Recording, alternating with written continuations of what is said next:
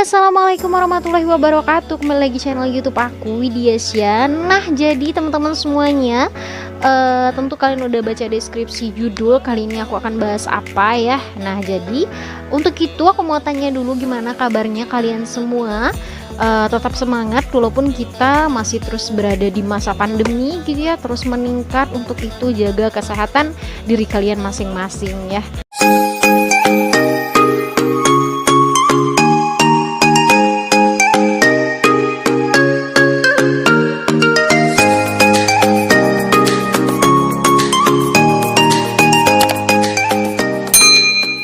Jadi di video kali ini temanya adalah masih belajar daring, anak semakin banyak main.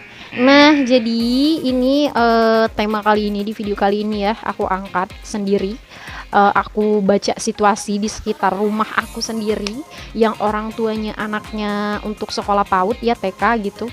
Mereka mengalami dilema gitu ya, dilema karena masih daring, khususnya daerah-daerah yang darurat itu masih daring, belum bisa untuk melakukan tatap muka belajar langsung.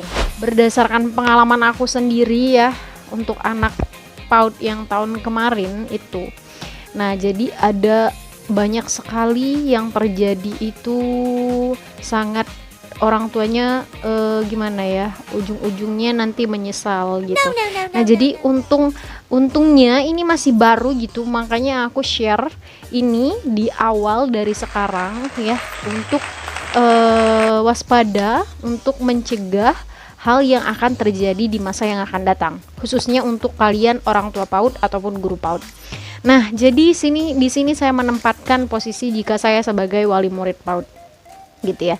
Tentu saya dilema ya, karena anak harusnya sekolah gitu ya, kita aja sebagai orang tua susah ngajarin anak sendiri gitu ya, apalagi harus daring. Nah, jadi ada baiknya kita ubah mindset seperti ini untuk lebih terbuka, untuk bisa mengajarkan bahwa saya bisa mengajarkan anak saya sendiri gitu.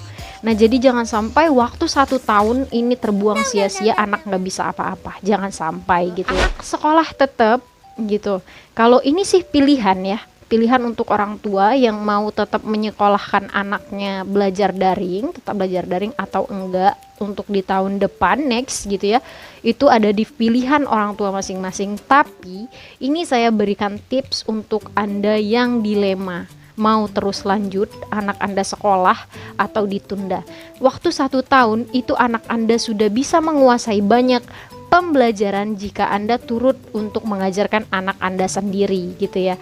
Jangan berpikiran bahwa anak saya nggak sekolah, susah diajarin sama saya sendiri, ini itu nggak ada di dalam pikiran Anda jika kalian bisa membuka pikiran kalian sendiri sebagai orang tua. Nah jadi sistemnya seperti ini gitu, saya ajarin sistemnya seperti ini. Ajarkan 1 hari cukup 1 huruf ya, itu di video aku udah pernah aku bahas ya. Nah, 1 hari cukup anak menulis 1 huruf dalam 1 lembar. Itu cukup 10 huruf saja gitu. Nah, jadi hari ini ajarkan anak Anda buat menulis huruf A, kemudian besoknya lagi huruf B, kemudian untuk angkanya juga seperti itu. Hari ini angka 1, besoknya angka 2. Nah, dengan catatan kalian harus sabar. Tidak bisa Anda memaksakan anak Anda, memporsir anak Anda hari ini juga harus belajar dari A sampai Z. Gak bisa, apalagi usia anak PAUD ya. Nah, jadi dengan cara itu 1 harinya 1 huruf cukup, besok lagi ditambah lagi 2 huruf. Waktu 1 tahun gak mungkin dong anak Anda gak nyangkut sama sekali pembelajaran gitu. Nah jadi next tahun depan anaknya SD itu anak Anda sudah punya modal, walaupun anak Anda nggak TK gitu ya, atau yang TK daring bisa juga menggunakan alternatif seperti itu. Itu sebagai orang tua jika ingin mengajarkan anaknya sendiri. Kedua, kalian bisa mencari guru les private karena mengingat kita COVID ya. Nah, Anda bisa mencari guru untuk datang ke rumah Anda gitu, untuk mengajarkan anak Anda secara khusus gitu ya. Nah, jadi poinnya adalah yang terpenting, mau atau enggak orang tua ini mengajarkan anaknya sendiri.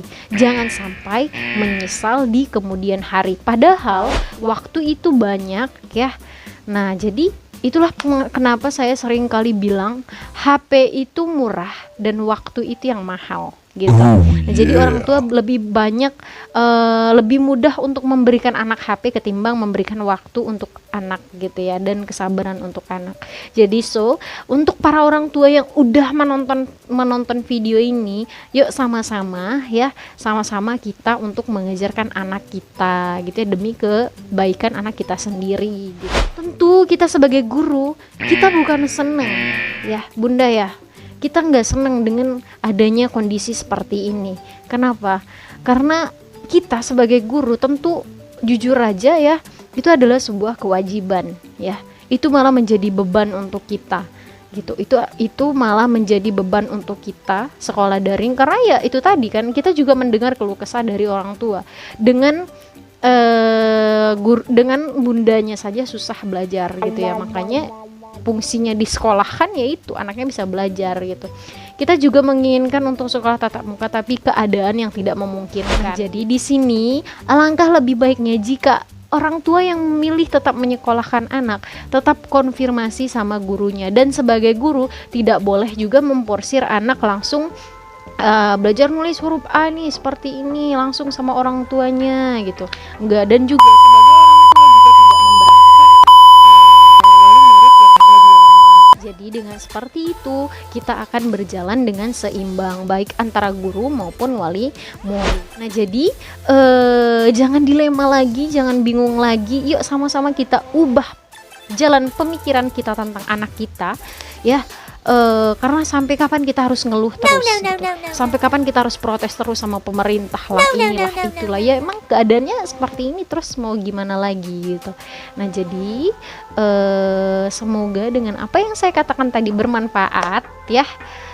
Jika kalian menyimaknya dengan baik, pasti kalian akan melakukan itu dengan perlahan dan pasti akan ada hasilnya untuk anak Anda ataupun murid Anda sendiri ya. Dan sebagai guru, cobalah untuk memberikan perhatian lebih walaupun daring kepada wali murid dan anaknya gitu. Jadi tidak merasa terabaikan atau hanya sekedarnya saja untuk sekolah itu.